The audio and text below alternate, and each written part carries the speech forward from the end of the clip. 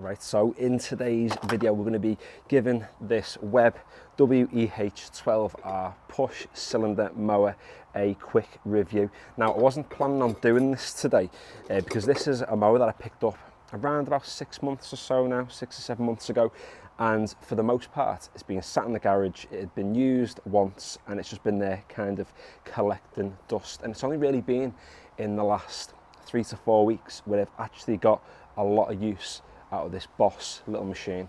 Now, I say it's Boss, the only thing that I don't think is Boss about it are these terrible stickers that I've been peeling ever since I got the mower. So I think it's about time I ripped them off. I mean, you've seen them in the video now, so you know what type of mower it is. They're a bit of a waste of time, but do you buy a mower for the stickers? Not really. I picked this machine up, like I said, a few months back because the intention was I wanted to use it to cut the grass a little bit short, which is obviously what you can do with a cylinder mower, and it also gives the grass a better cut as well. When you think about a rotary mower, it's quite an aggressive action and it's like karate chopping the grass, and you need to make sure your blade is really sharp so you do as little damage as possible. However, with a cylinder mower, it is cutting your grass like scissors because you've got obviously your cylinder in the center, and then there's a bottom blade as well which cuts the grass against, so you get a cleaner cut on the plant, and then in turn you get a healthier lawn overall. And the original intention was to use it on this space, and for whatever reason, being kind of the lawn sort of fanatic I guess that I am, I spent over £2,000 on an Allett cylinder mower, and don't get me wrong, that mower is a Boss bit of kit.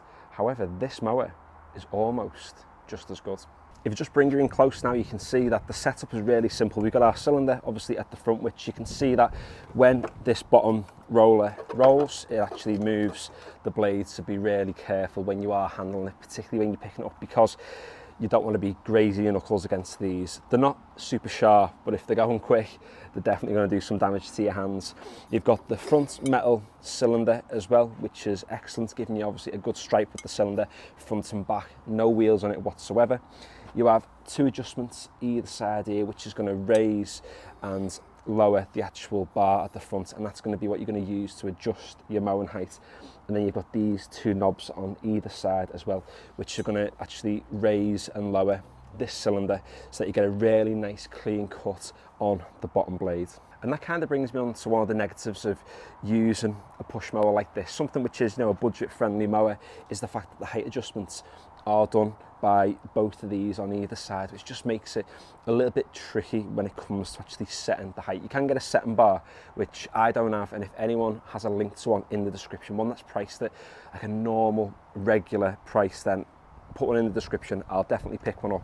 I'm currently using a piece of wood with a screw to adjust the height. I'll show you in a little moment what I'm using, but it can just be a little bit fiddly with changing the height. Now, bear in mind, there's a £2,000 difference between this machine and the Allett in there. That one is really convenient to change the height of, and rightly so. However, for £2,000 less, it kind of is worth having the slight inconvenience of having to use a setting bar and to fiddle around for a few minutes just getting the height setting right. But there are so many things about this small little mower that I think are absolutely Boss. So like I've already said, the cutting quality is brilliant. It is a really small size. So if you think about the kinds of lawns that I've got, having that really narrow width, I think it's 30 centimeters, 32, something along those lines anyway. I should have really googled it before this video, but it was more of an impromptu thing. This, it is quite narrow, and if you've got a really small space, it's really easy and nimble to get around. You can see as well from the handles that when you are pushing it, you go quite far out away from you,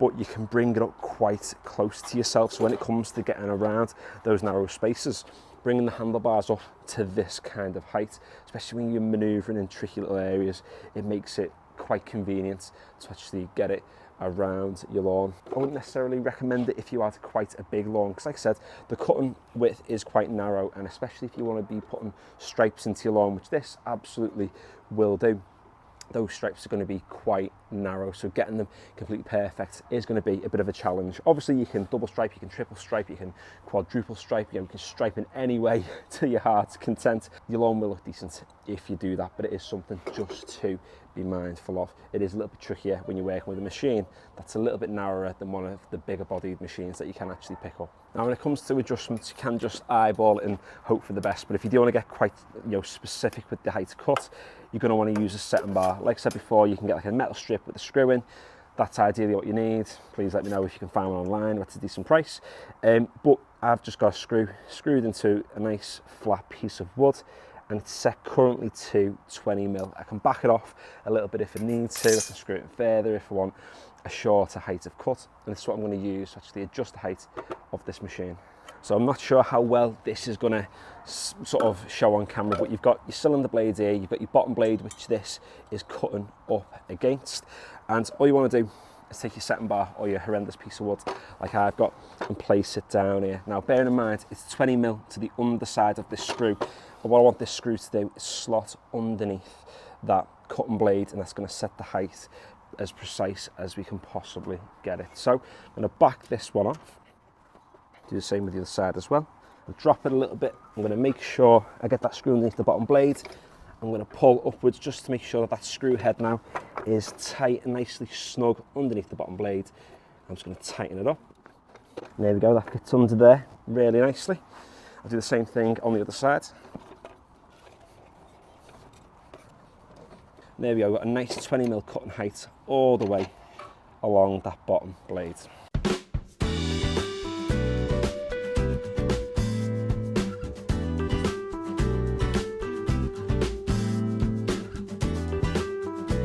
Now you can see that I've actually decided to cut along the same stripes, because I just thought then I'm going to be getting on this with the Allett as well over the next few months. So I want to just keep that stripe nice and consistent. Let's burn it in, let's get this lawn looking nice over the autumn.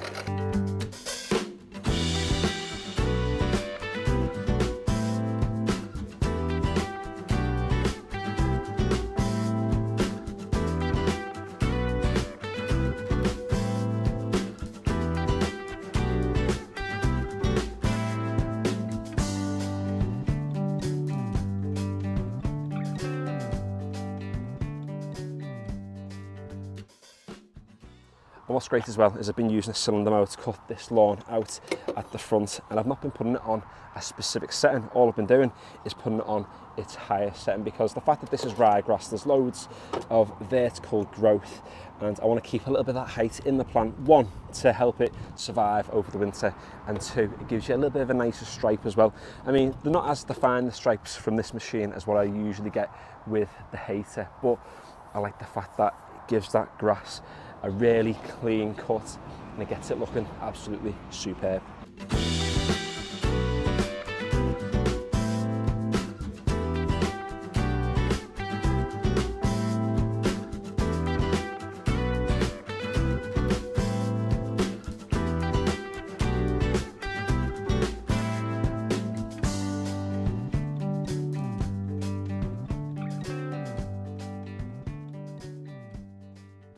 You'll notice that when I was cutting the lawns in this video, I wasn't using the grass collector, and that's because when you're cylinder mowing a lawn, like you see here on top of this machine at the moment, the blades of grass that come off are really small. You'll especially notice from this one, because it's cut at a lower height, literally nicking like 1 millimetre, 2 millimetres, if that, off the grass blade at times. And those tiny little pieces of grass contain a lot of good stuff. So every so often what I do is when I get on the lawn is just leave the grass collector off, let those pieces of grass just decompose into the soil, recycle those nutrients around. Same thing at the front as well, but this is available if you want to put it on. The only real gripe I had with this lawnmower was those horrible stickers that were peeling off, which I've now obviously removed. But the other little niggle is this grass collector. Putting it on and off can be a bit of a pain at times. I mean, it's not bad, you've just got to line up the little hooks, but it's not one of those jobs you can kind of do without completely focusing on. So yeah, little thing, but little niggle nonetheless. So I know one of the questions that